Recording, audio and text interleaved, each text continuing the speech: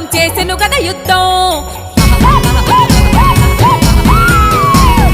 పన్ను కట్టుమని ప్రతాపరుద్రుడు హుకుం జారీ చేస్తే